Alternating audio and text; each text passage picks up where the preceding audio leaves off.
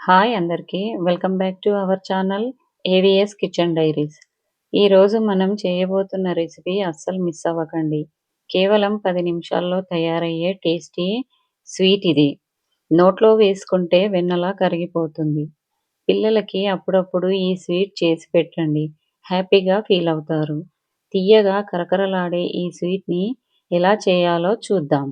ఈ స్వీట్‌ని కొందరు పనస తొనలు అంటారు. ఇంకొందరు సంపంగి పువ్వులు అంటారు. మరి మీరేమంటారో కామెంట్‌లో తెలియచేయండి. ఇక లేట్ చేయకుండా ప్రాసెస్‌లోకి వెళ్దాం. ముందుగా ఒక బౌల్ తీసుకొని అందులోకి 2 కప్పుల దాకా మైదా పిండి తీసుకోవాలి. ఈ మైదా పిండికి బదులుగా గోధుమ పిండి కూడా వాడొచ్చు. లేదా ఒక కప్పు గోధుమ పిండి, ఒక కప్పు మైదా పిండి కూడా వాడొచ్చు. ఇందులోకి చిటికెడు ఉప్పును వేసుకొని వేడి చేసిన నెయ్యిని పోసుకోవాలి. నెయ్యికి బదులుగా నూనెను కూడా వేడి చేసి పోసుకోవచ్చు. తర్వాత దీన్ని మొత్తాన్ని కలిపేసి కొద్ది కొద్దిగా నీళ్లు పోసుకుంటూ చపాతీ పిండి కంటే కొద్దిగా సాఫ్ట్‌గా కలుపుకోవాలి.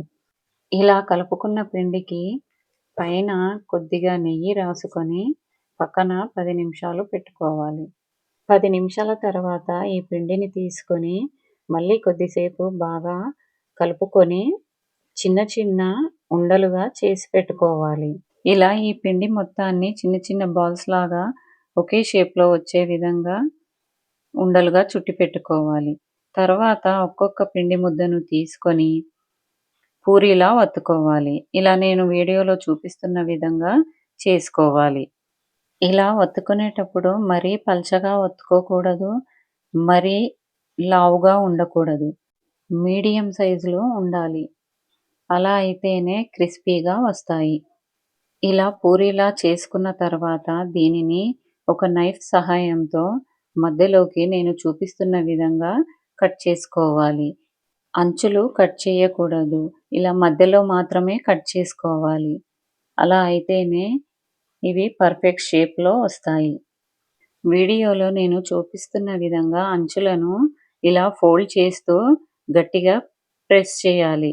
అప్పుడే ఇవి ఈ షేప్‌లోకి వస్తాయి. ఇలా అన్నింటినీ చేసుకొని పక్కన పెట్టుకోవాలి. తర్వాత స్టవ్ వెలిగించి ఒక పాన్ పెట్టుకొని అందులోకి ఆయిల్ వేసి వేడి చేయాలి. ఈ ఆయిల్‌ని ఎక్కువగా వేడి చేయొద్దు. మీడియం ఫ్లేమ్‌లో లేదా లో ఫ్లేమ్‌లో పెట్టి వేడి చేసి నూనె కొద్దిగా వేడైన తర్వాత మనం చేసి పెట్టుకున్న వాటిని ఇందులో వేసి నిదానంగా తిప్పుకుంటూ గోల్డెన్ బ్రౌన్ కలర్ వచ్చే వరకు వేయించుకోవాలి. ఇవి వేగడానికి కొద్దిగా టైం పడుతుంది. ఎందుకంటే లో ఫ్లేమ్‌లో పెట్టి మాత్రమే వీటిని వేయించుకోవాలి. అలా అయితేనే ఇవి క్రిస్పీగా వస్తాయి. ఇలా వేయించుకున్న వాటిని పక్కకు తీసి పెట్టుకోవాలి. తర్వాత స్టవ్ వెలిగించి వేరే ప్యాన్‌ని పెట్టుకొని మనం 2 కప్పుల పిండిని తీసుకున్నాం కాబట్టి 1 కప్పు షుగర్ తీసుకొని హాఫ్ కప్పు వరకి నీళ్లు పోసి బాగా మరిగించి తీగ పాకం రానివ్వాలి. 2 కప్పుల పిండికి 1 కప్పు షుగర్ పర్ఫెక్ట్‌గా సరిపోతుంది.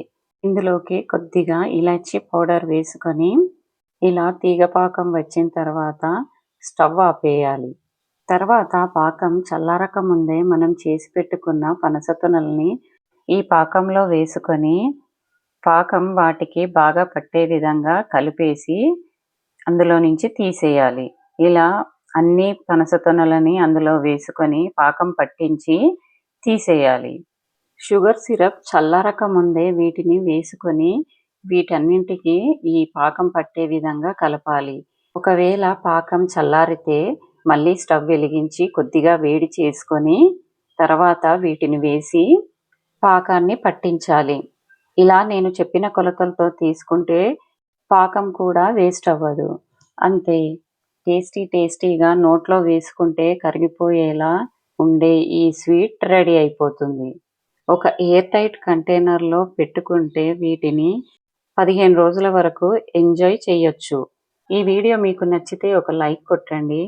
మీకు ఇష్టమైన స్వీట్‌ను కామెంట్‌లో చెప్పండి. మరిన్ని రెసిపీస్ కోసం ఛానల్‌ని సబ్స్క్రైబ్ చేయండి. Thanks for watching.